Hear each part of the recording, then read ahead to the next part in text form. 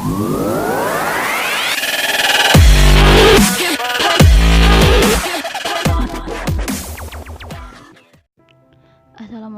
warahmatullahi wabarakatuh. Pada kesempatan kali ini saya akan membahas tentang kisi-kisi soal uji kompetensi bidan lanjutan dari video sebelumnya. Sebelum itu jangan lupa klik subscribe, like, dan share ya. NIPAS ini cukup banyak, yaitu perubahan fisik dan psikologis ibu pasca nifas dan nifas dini. Nifas dini ini maksudnya pada awal nifas, yaitu 1-2 jam pertama setelah bayi lahir. Yang dipantau itu terdiri dari pemantauan TTV, kontraksi, tinggi fundus uteri, kandung kemih, pemantauan perdarahan, luka jahitan, personal hygiene, pemberian ASI, nutrisi, mobilisasi, pemeriksaan penunjang, perubahan psikologis, dan senam nifas. Kesemua ini kalian harus mempelajari mulai dari kapan dilakukan pemeriksaannya, apa tujuannya, bagaimana hasil pemeriksaannya yang normal, bagaimana caranya, dan apa manfaatnya.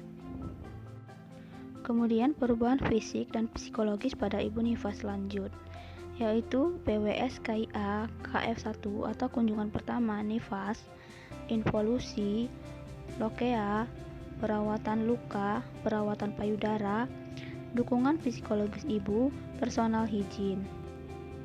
PWS KIA kunjungan nifas 1, 2, dan 3 itu terdiri dari kapan mulai kunjungannya, apa yang dilakukan saat kunjungan.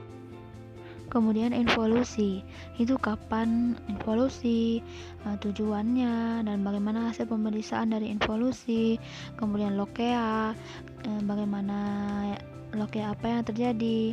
Kemudian perawatan luka, perawatan payudara, bagaimana cara perawatan luka, apa yang terjadi jika luka tidak dirawat. Kemudian payudara itu mulai dari ASI eksklusif, tujuan dari ASI eksklusif, bagaimana perawatan payudara, cara pemeriksaan payudara, kemudian teknik menyusui, pijat payudara, kemudian bagaimana memerah ASI, kapan harus memerah ASI, bagaimana teknik memerah ASI, kemudian bagaimana cara menyimpan ASI yang benar. Selanjutnya, dukungan psikologi yang perlu diperhatikan dalam parenting. Kemudian personal hygiene, apa yang perlu diperhatikan dalam memenuhi kebutuhan hygiene ibu. Selanjutnya, deteksi dini komplikasi, rujukan, dan kegawat daruratan, yaitu perdarahan postpartum, terdiri dari perdarahan postpartum primer dan perdarahan postpartum sekunder. Kemudian shock hemoragik, penanganan awal gawat darurat, infeksi nifas, sepsis puerperalis, postpartum blues, dan depresi.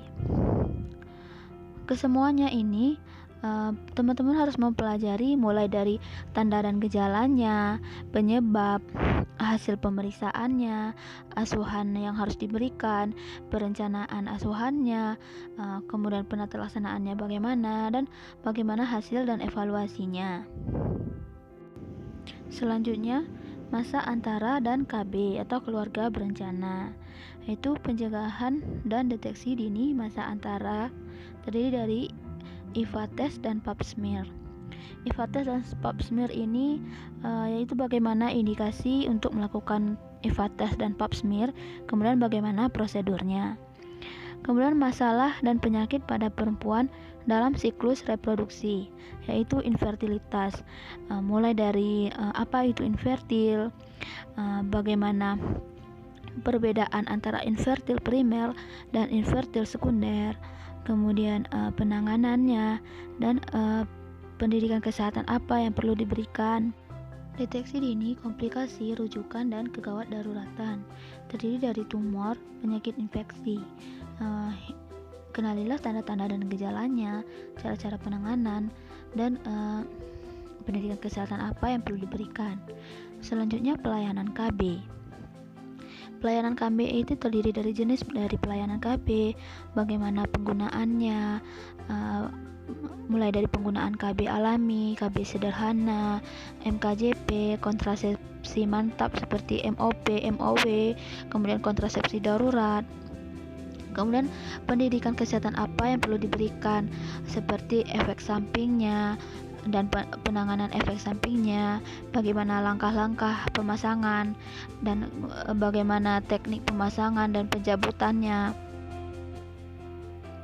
Selanjutnya, perimenopause terdiri dari adaptasi perimenopause, yaitu proses perubahan dalam masa menopause.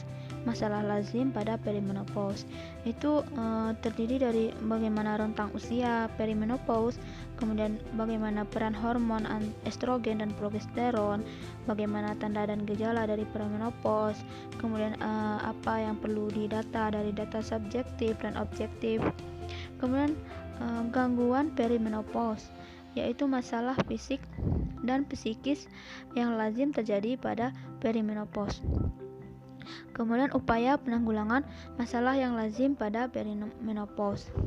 Gangguan perimenopause ini kita harus mengetahui apa masalah fisik yang terjadi, kemudian apa itu masalah psikis atau psikologis yang terjadi pada masa perimenopause, kemudian bagaimana upaya untuk pencegahan dan penanggulangan dari masalah-masalah tersebut.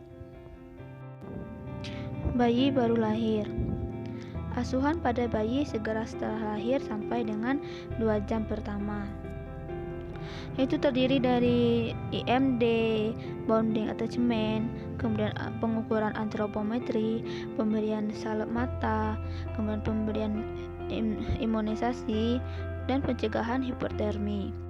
Deteksi dini, komplikasi, rujukan, dan kegawat daruratan BBL usia 2 jam sampai dengan 28 hari, yaitu aspiksia, BBLR, ikterus neonaturum, tetanus neonaturum, infeksi neonatus, diare, jenis persalinan, kemudian cacat bawaan. Semua ini kalian harus mengetahui bagaimana tanda dan gejalanya, kebutuhan apa yang dibutuhkan, perencanaan asuhannya bagaimana, dan bagaimana penata laksanaannya, serta bagaimana hasil dari evaluasinya. Kemudian deteksi dini masalah yang sering timbul, yaitu oral thrush, diaperas, seborrhea, miliaria, bercak mongol, hemangioma, obstipasi. Kesemua ini kalian harus mengetahui mulai dari definisinya apa, bagaimana tanda dan gejalanya, cara penanganannya apa, kemudian bagaimana asuhan yang harus diberikan, dan bagaimana evaluasi dari hasil perencanaan tadi. Selanjutnya, bayi dan balita. Bayi sehat dan balita. Bayi itu umur 28 hari sampai dengan 1 tahun. Ya, terdiri dari tumbuh kembang. Tumbuh kembang ini bagaimana definisinya, bagaimana capaian tumbuh kembang, cara untuk stimulasi tumbuh kembang, instrumen apa yang digunakan, kemudian kapan harus dilakukan pemantauan tumbuh kembang. Kemudian KMS atau buku KIA itu berkaitan dengan MPASI, imunisasi, bagaimana penyimpanan ASI bayi saat ibu bekerja. Kemudian pola nutrisi, suplementasi itu seperti vitamin A. Kemudian pencatatan dan pelaporan PWS-KIA, itu bagaimana model pencatatannya. Kemudian deteksi dini komplikasi, rujukan, dan kegawat daruratan, terdiri dari MTBM dan MTBS. MTBM ini manajemen terpadu balita muda, dan MTBS manajemen terpadu balita sakit.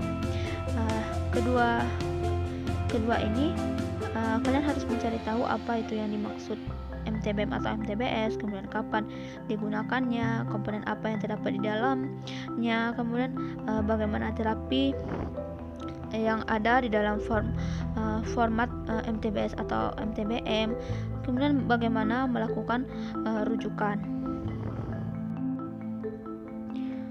Demikianlah video kali ini tentang kisi-kisi soal uji kompetensi kebidanan. Terima kasih sudah menonton, semoga bermanfaat. Jangan lupa klik subscribe, like, dan share ke teman-teman kalian yang membutuhkan. Semoga lancar untuk ujian UKOM-nya. Kita jumpa lagi pada video selanjutnya. Assalamualaikum warahmatullahi wabarakatuh.